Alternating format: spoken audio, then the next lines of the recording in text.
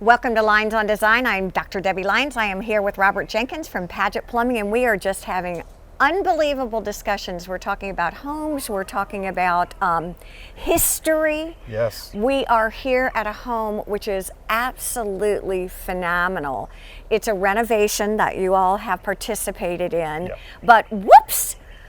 Old homes occasionally spring leaks. Yes, we have a slab leak under this house. And because of, one reason is the flooring in the house, which I'm sure you'll get a picture of, there was no choice of jackhammering it up.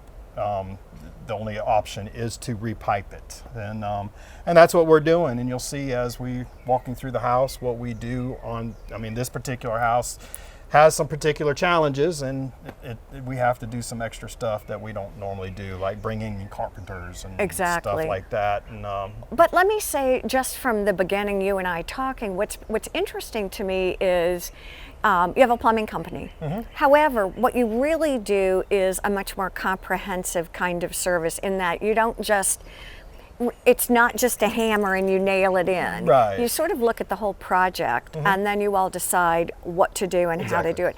Talk to me about leaks like this. Typically on slabs, what causes it? This house was built in...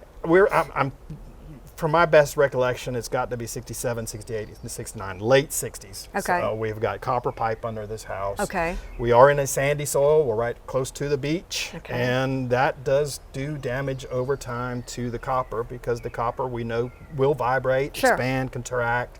And as that happens, it gets eroded. And then all of a sudden, you've got a leak under the slab. Robert, talk to me a little bit about what causes these kinds of leaks, or not what causes it so much, but what it would look like. How would I know?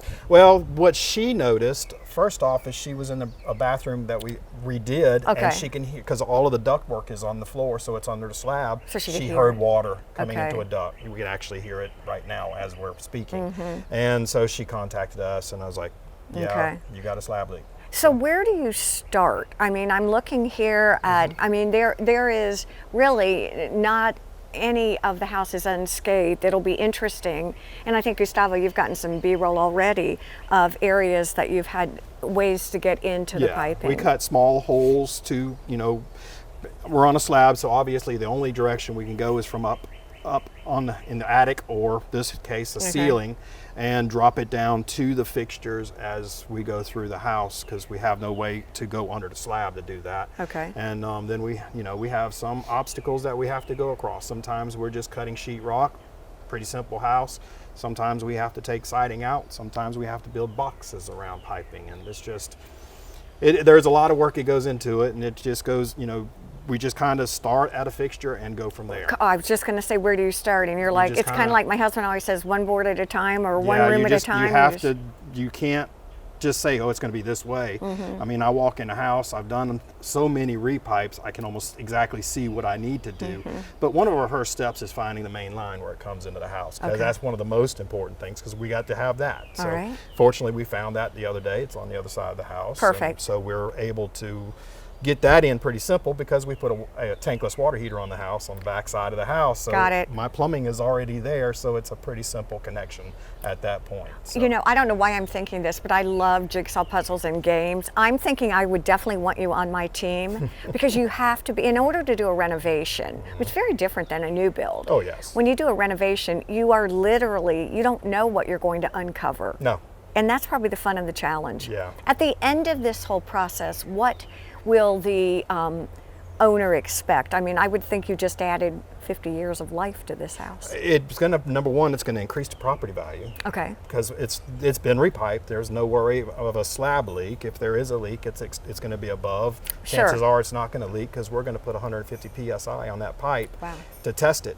So we'll know if there's a leak. And second thing is we're building a circulation system, because the water heater is 100 feet away to this bathroom right here. It'll take 4 minutes to get hot water in here. So we're running there's a circulation system being involved in this as well.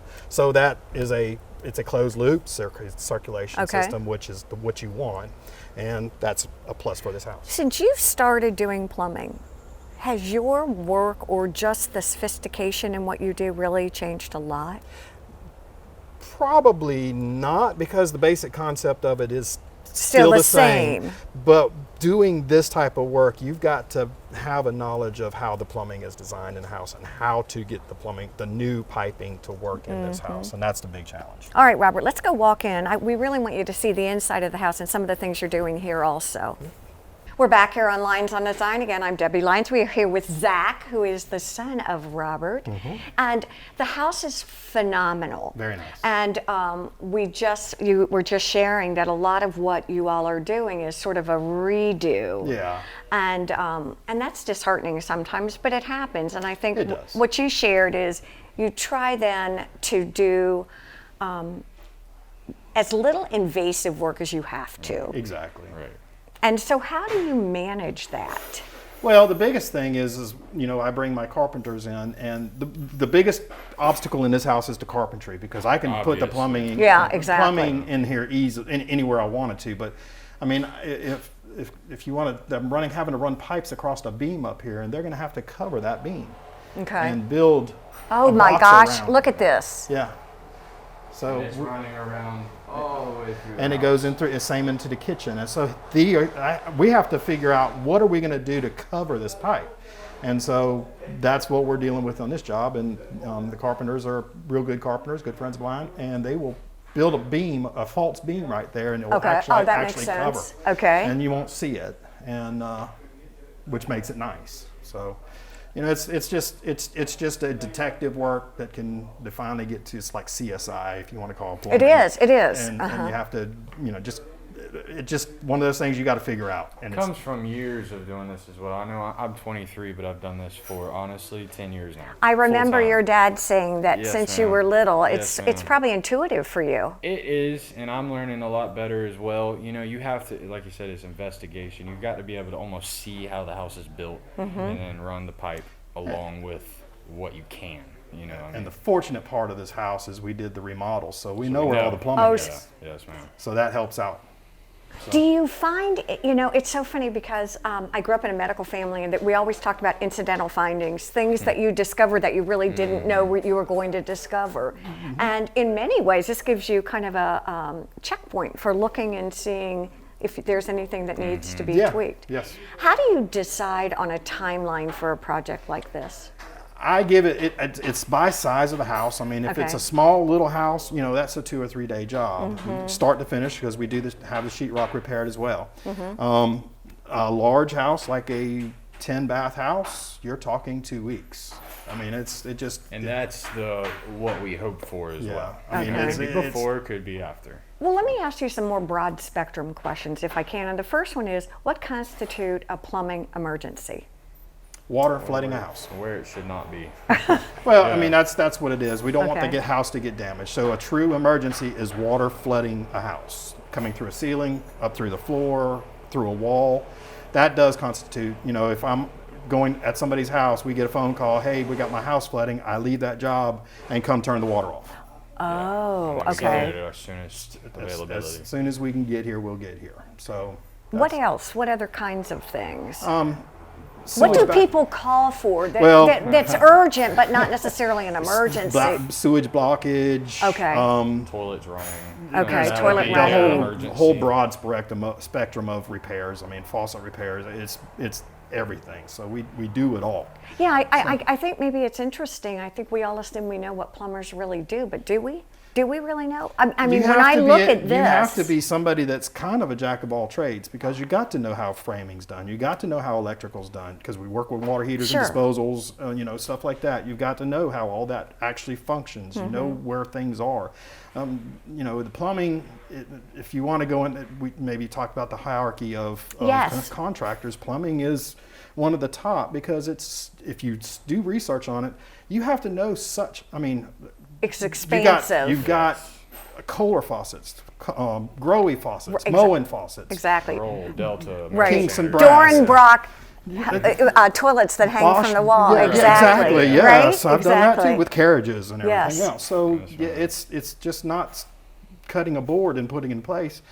You got to know how to put the water in. I'll put it this way. My grandfather, he is 82 years old. We're the oldest plumbing company in Hilton Head. My granddaddy started back in whatever it was, 73. Okay. But even then, before then. So he'll think, you know, because he hasn't been in it in say 20, 30 years really doing it, and he'll think when we go to put a shower valve in, it's just the old way of doing it. There is so many more just ways to do it nowadays. It's just Yeah, they didn't put body sprays in, and they didn't put handhelds in. They didn't put handhelds and this and that and the other, and I need it this way and this way. Electric shower valves. So before we go, I do have to say this. It's really interesting because I know your father, and I know your father's a storyteller, right? When it makes a great interview. You're wonderful. Now that I'm talking to Zach, apple tree. Yeah. Yes, because you're wonderful, because you're sharing stories about some of your experiences too, which makes it really wonderful. Yeah. So we'd love to come back and maybe take an after when this is all done. Yeah. The home is phenomenal. The integrity of the home, it's an older home, looks amazing. So we want to thank you and thank all of you here on Lynes on Design. Have a wonderful week.